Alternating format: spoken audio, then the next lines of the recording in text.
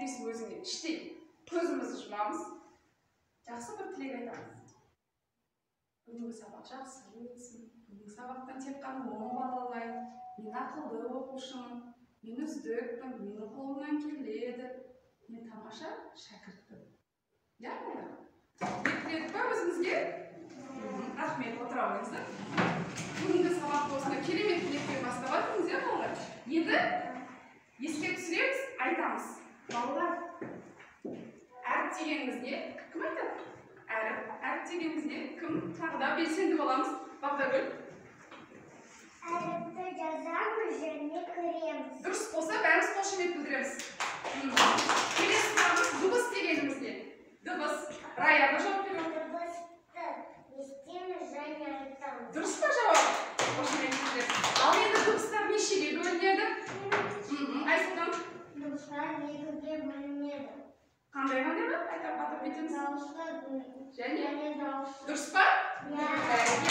Өте жақсы. Енді қараңдаршы. Неге ұмытып тұрмыз? Қандай таңдап тұрмыз? Бұл әріппен таныспыз ба біз? Қалай аталады? Айыру белгісі. Енді қараңдар, неге ол қара түспен белгілі? Біз дауысты дыбыстарды қызыл түспен боямыз, дауыссыз дыбыстарды қандай түспен? Көк түспен. Ал айыру белгісі неге қара түспен белгіленді? Кім айтады маған? Кім айтады? Ая? Өйткені онда дыбыс жоқ. Яғни тек қана, отыра рахмет. Яғни айыру белгісі дауысты дыбыспен дауыссыз дыбыстарды не істейді? Онға бөлген кезде байланыстырады екен. Айыру белгісі бізге қай тілден енген екен? Қазақ тіліне. Қай тілден енген? Орыс тілінен енген бе? Көп сөздер біздің қазақ тілінде айыру белгісінің кездесетін сөздер жоқ. Тек қана орыс тілінен енген сөздерде айыру белгісі кездеседі екен балалар. Енді балалар оқуымызға назар аударайықшы. Оқуымызда сөздер берілген, кәне, немесе экраннан оқысақ та болады. Бірінші сөзді маған кім оқып береді? Кім оқып береді? Кім? Ал оқып береді. Қандай сөз берілді? Қандай сөз? Съезд. Дұрыс па балалар? Келесі екінші сөзді. Ал Әлімжан. Разъезд. Разъезд. Рахмет. Нүкте ғой. Ал енді тексерейік, дұрыс па? Өте бәрекелді. Қошемет білдіреміз. Бірінші басынан бастаймыз, иә? Кеттік. Ерек екен. Кәне әдемі қылып жазамыз. Төмен түсіреміз. Дөңгелетеміз. Қайтадан басынан. Ерек, төмен сызып, және дөңгелетеміз. Әдемі шықты ма? Иә. Ал енді жазамыз. Жасау білеміз бе? Енді қазір қолдарына көк және қызыл қарындаштар бар ма? Кәне көрсетіңізші маған. Қызыл және көк қарындаш. Жарайды, болады. Енді мына дыбыстардың әрқайсысын тиісті түсіне қарай бояп шығамыз. Яғни дыбыстарды ажырата аламыз ба? Әлде ажыратамаймыз ба? Ал сәттілік бояп шығамыз.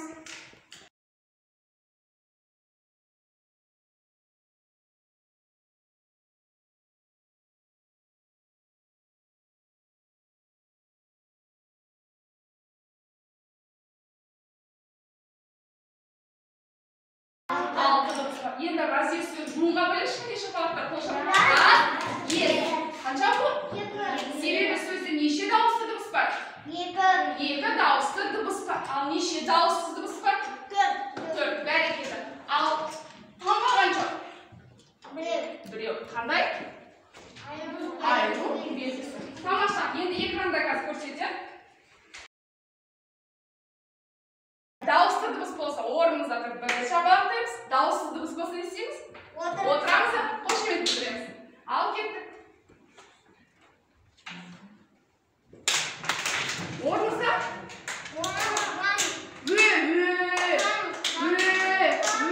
Қандай дыбыс? Дауысты орнымызда?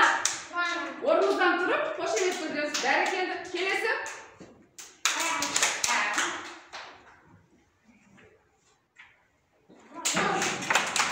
Партаға отырсыңдар ғой, парталарға отырыңдар. Бәрекелді. Ба. Қандай дыбыс? Дауыссыз. Бір кәдекші.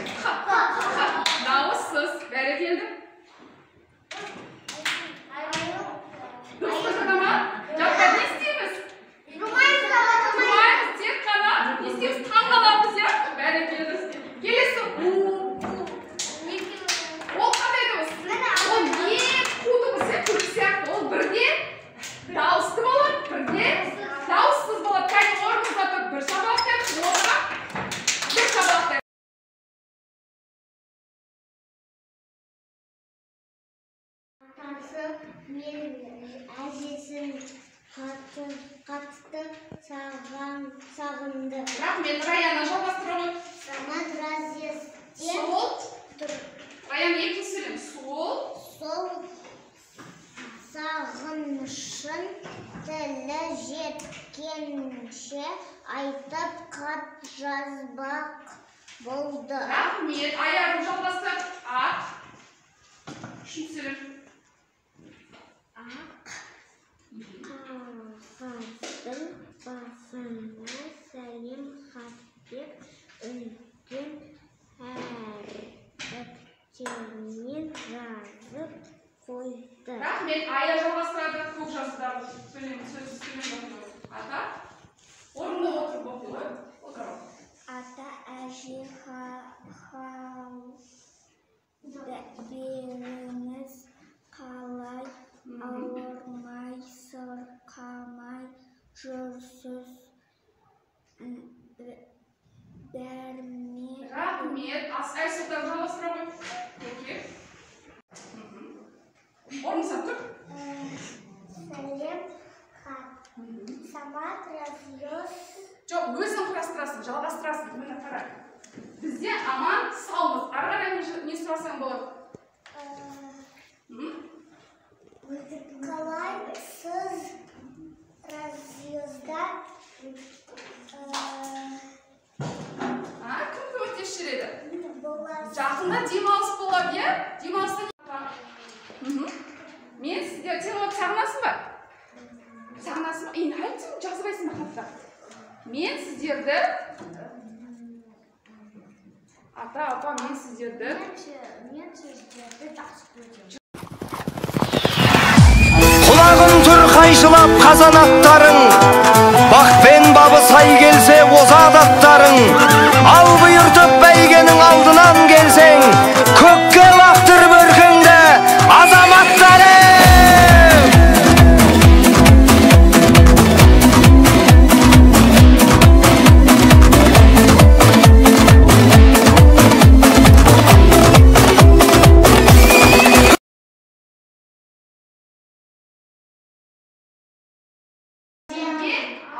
Ал енді осы ойынды сыныпта ойнап көреміз бе? Ойнап көреміз бе? Иә.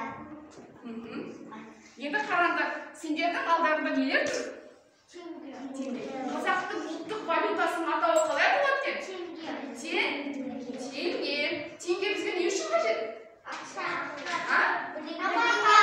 Керекті затты сатып алу үшін қажет екен, иә? Бәрекелді. Енді қазір бірінші біз теңгенің ең кіші теңгені атайықшы. Ең кіші теңге 10 теңге. Енді осы 10 теңгенің сұрағына назар аударамыз экранға. Қандай сұрақ беріп тұр? Алфавитте барлығы неше әріп бар? Біз барлық әріптерді өттік пе? Неше әріп бар алфавитте? Ал Әлімжан. 42 әріп бар. Дұрыс болса қошемет білдіреміз. Бәрекелді, тамаша. Келесі, алфавитте неше дыбыс бар? Неше дыбыс бар? Дұрыс па? Қошемет білдіреміз. Дұрыс. Келесі, бізде 50 теңгенің тапсырмасы. Неше дауысты дыбыс бар? Неше дауысты дыбыс бар? Алфавитте неше дауысты дыбыс бар? Барды аяп.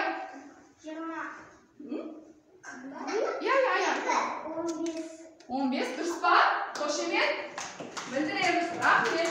Келесі бізде 100 теңгенің тапсырмасы. Неше дауыссыз дыбыс бар алфавитте? Неше дауыс? Алфавитті айта қойшы. 20. Ал Раянның көмектесші. 2. Ал Амет. Дұрыс па? Қошемет білдіреміз. Рахмет. Келесі әріп бірақ дыбысқа жатпайды. Белгілерді ата. Қандай белгілер? Біз өткен сабақта айыру белгісі және жіңішкелік белгісі дыбысқа жатпайды. Тек қана дауысты дыбыстар бір-біріне байланыстыру үшін ғана қолданылатын белгі екенін ойнадық. Яғни әр теңгенің астында неше сұрақ болды бізде? Неше теңге тұр? 1, 2, 3, 4, 5 теңгенің астында неше сұраққа жауап бердік біз бүгін? Неше сұраққа жауап бердік? 5 сұраққа 5 жауап таптық па? Өте жақсы. Бәрекелді.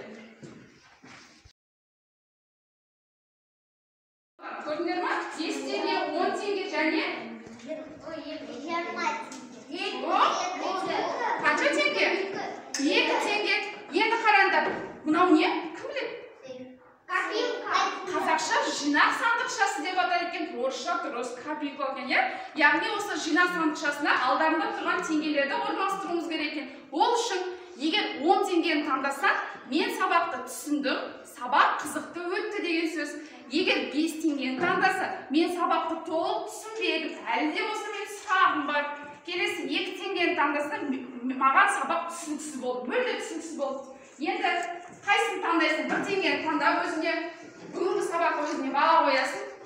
Мүмкін 5, мүмкін 2, мүмкін 10. Енді осы теңгенің артына қалам аламыз бәріміз.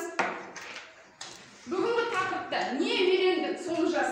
Әлде сұрағың бар ма мұғалімге? Артынан жазып шығамыз. Бос орын бар ғой? Ал кәне жазып шығамыз. Өз ойларың, бүгінгі сабақта біз қандай тақырып өттік? Қандай жаңа сөздермен, таныстық жаңа сөздермен таныстырыңыз. Әркім өзі.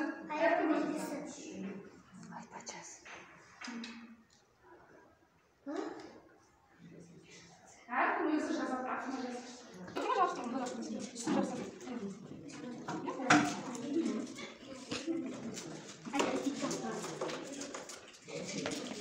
Бүгінгі сабақта бірнеше тапсырма орындадық, иә? Айдана? Жарайды, рахмет. Аяқ қандай тапсырмалар орындадық тағы? Теңге, ал оймен таныстық, рахмет. Және қандай жаңа сөздермен таныстық, Раян айта ғой? Жаңа қандай сөздермен таныстық? Орыс тіліне енген қандай сөздермен таныстық бүгін? Айыру белгісі. Айыру белгісін өттік, рахмет. Айыру белгісі қандай сөздерде кездеседі екен? Сиез, рахмет. Тағы кім жауап береді? Тағы? Рамазан? Рахмет. Тағы? Әлімжан қандай сөз? Раз, ез деген. Бұл сөздер қазақ тіліне қай тілден енген екен? Орыс тілінен екен. Бәрекелді. Балалар, біз қазақ әліпбиіндегі барлық 42 әріппен таныстық пе? Яғни біз өз сауатымызды аштық. Біз енді білімдіміз. Біз не істей аламыз? Жаза аламыз сауатты, қатесіз не істей аламыз? Оқи аламыз. Себебі біз барлық әріппен таныс болдық па? Болды. Яғни қазақ әліпбиінде неше әріп бар екен сөймен? 42 әріп бар екен, иә? Енді соның ішінде бүгін біз танысқан таңбаның атауы қалай екен? Айыру белгісі екен. Бәрекелді. Бүгінгі сабаққа сендерге үлкен алғыс білдіремін. Рахмет.